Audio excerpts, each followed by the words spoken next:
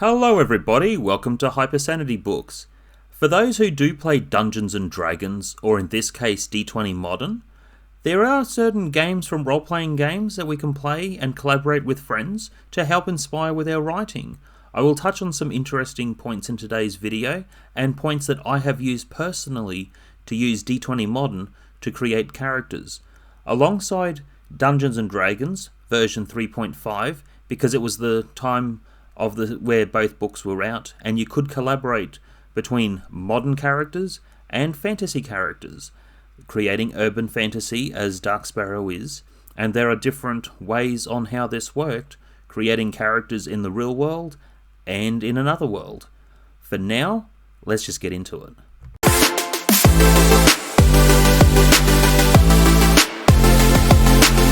Number 1. Creating classes. I find with both D20 Modern and Dungeons & Dragons, there are different classes that define our characters, though within my general rule of trying to simplify things, especially for writing Dark Sparrow, I keep things capped to 10 levels. That includes sorcery, it includes being a barbarian, whatever the case. So within D20 Modern, you start off with 6 character types, and they're based off the 6 attributes: strength, dexterity, constitution, intelligence, wisdom, and charisma. It depends which way that you're using the characters that I find fascinating with this version. And then you have something called advanced classes, or in some cases you may just take this part of the book and collaborate it in comparison to Dungeons & Dragons, where they're just basically normal classes within the character. So for Dark Sparrow, I wrote Jane Turner with martial arts, though I also put in the Daredevil class. From there, I also then collaborated to give her sorcery from the other world, though not at a higher level as some characters. And then I also gave her dragon riding talents and weapons master. Number 2, prestigious classes.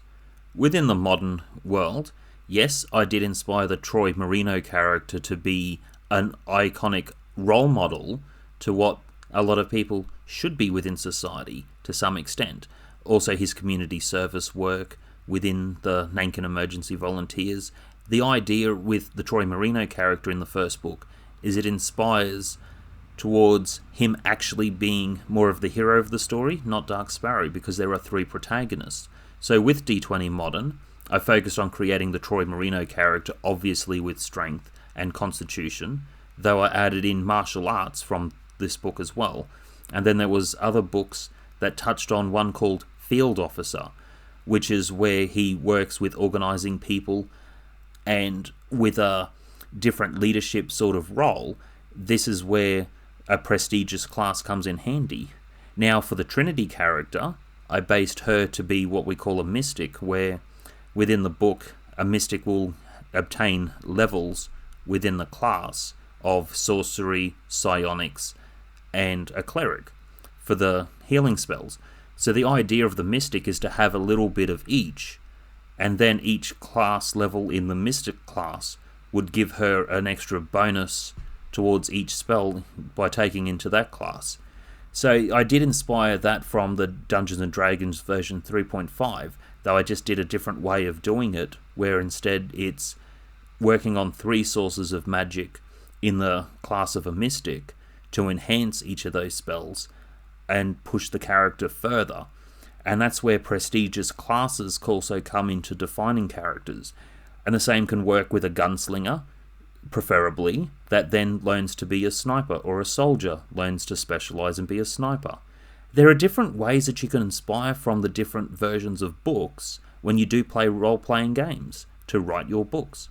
Number 3, embrace the modern setting. I find as the core rule book going with this book, yes, there are different settings that are interesting. A lot of the illustrations within the book can be quite inspiring towards writing campaigns. I also think D20 Modern is an interesting game if you were writing a story like Tremors. I feel I was denied critical, need to know information. For an example, you could create some different characters in a one-off party campaign with different abilities and put people in a scenario, what would they do in a way of survival to keep a certain fast pace of story going. And playing different role-playing games with different people can also inspire your writing, but embrace the modern setting, whether it's in one part of the world or another, or even blending with other different genres such as science fiction, because there is also a future tech book that I found was quite handy for other campaigns. Though when I was trying the role-playing game of Star Trek, I had no idea what everyone else was talking about, especially when other friends started to talk in Klingon. It didn't work for me. Number 4. Strangers playing the game. Well, I've had party campaigns, so one birthday, I had a couple people that didn't know each other and a couple people that did. With the campaign, it started off with a simple campaign, a reason to go on a quest through one town to get to another location. So within this one campaign, someone else decided to organise with the rest of the party, because even though I might be running it, I'll have a character within the campaign to keep a certain flow of story. Though they all decided to pin my character down and grapple checks don't work, so some of the dynamics of the game do work in for some interesting storytelling when you have other people working together. Then they decided to do the Lemmy-Winks thing to my character. Lemmy-Winks, you must find your way out of this place or you will surely die. So I didn't expect the game to go this certain way. An hour goes past and we only have another hour left to play, and haven't even got to the quest location because it was more focused on this part of the storytelling.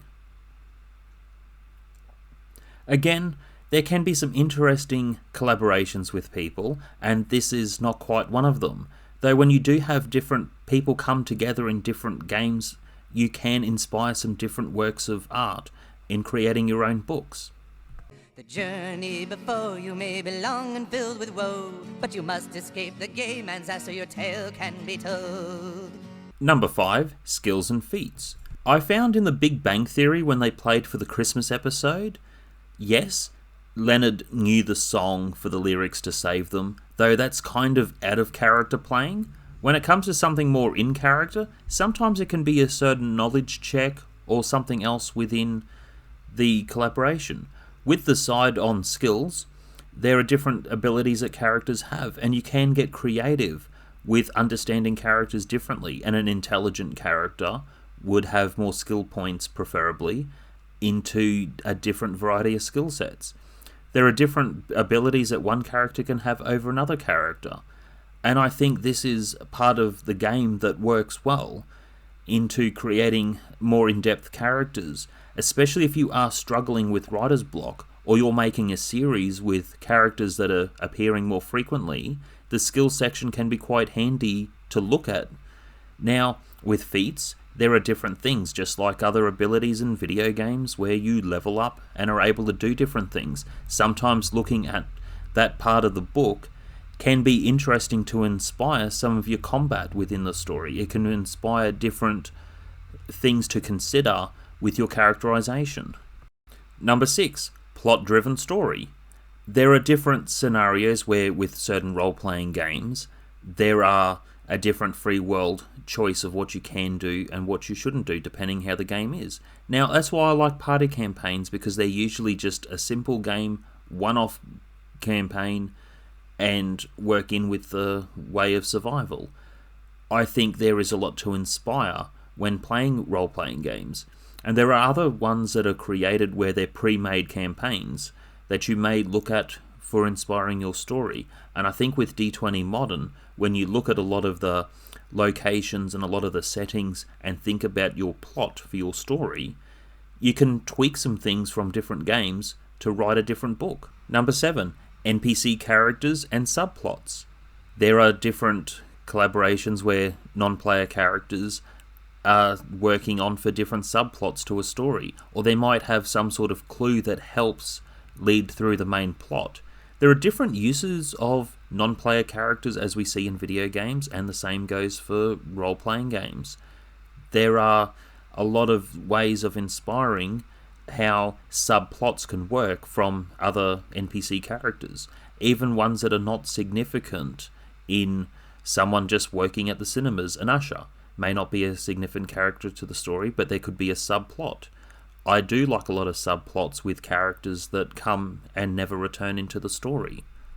Number 8, combat. One thing I do with every character I create in these sorts of games, I always focus on unarmed combat as my first way of attack, because you never know, even for insignificant characters. Though I generally prefer in D20 Modern to have at least one level in martial arts and obtain my yellow belt. Class, we have a visitor. I've always wanted to say that. What the hell's going on, man? Again, this is just my interpretation. There are other factors to always consider, like grappling. You also know that from watching UFC, that grappling is important. Though I also look at different weapons and different types of weapons, whether you're piercing enemies, slashing, bludgeoning. There are different ways of how combat works within the game system. For combat from vehicles, firearms, there are different rules that apply within the game, and you don't have to necessarily design characters to be so particular when you're writing a book. It's just a reference tool to go to for some ideas. Then there are different types of firearms that would do different damage or work in different situations. And again, you may have other sources that inspire you, but specifically to D20 Modern, there are a lot of different ideas that you can come up with. And especially within martial arts, there are some who may not have much martial arts experience but want to write a certain book or a fantasy book. So as a reference tool, you can think about different things, whether it's fighting with one hand and a shield, unarmed combat, you're fighting with two weapons, pole weapons, and the list just keeps going on. You could also fight with an empty hand and one firearm. And there are just different things to think about with combat. And back to the whole point of referencing from the book, again, sometimes it's just looking over some of the information there just to inspire your writing while you're creating characters and scenarios for your books. Number 9, blending genres. I know this has been touched on before, but I'll say it again. With Dark Sparrow, she is dominated within the modern world. She has zero talents within the fantasy world. The Trinity character is focused within the fantasy world with her magic and the prestigious class of being a mystic with sorcery, cleric, and psionics. Now, with this character, she doesn't focus on the modern world. So they're both completely different characters, though the Jane Turner character has a little bit from the modern world and a little bit from the fantasy world. And I found with different characters, I enjoyed writing them for the various reasons that they work within the story. And there will be other stories written. I'm currently working further through Dark Sparrow 2, and it's looking quite well. Though again, you can blend different genres, and then if you want to work in between modern and fantasy, why not a little bit of science fiction? The world is changing around us, and suddenly certain things that were science fiction are now becoming science fact. Number 10, final thoughts. There are things that I didn't touch in today's video, such as the professions within the game. Yes, some professions can define a character within a story, and sometimes they don't. When it comes to some situations, one's profession doesn't matter. When it comes to someone's pronouns, sexual orientation, religious or political views, some things don't matter. The idea I am presenting forward is just, if you do enjoy role-playing games, inspire some of the uses that you have from what you do enjoy and love to help you to inspire to write books. Because I do know for a fact a lot of people who do write fantasy love a good game of Dungeons and Dragons. But for now, that's it for today. I will be touching on some more role-playing games in another video and writing tips, but that is another story.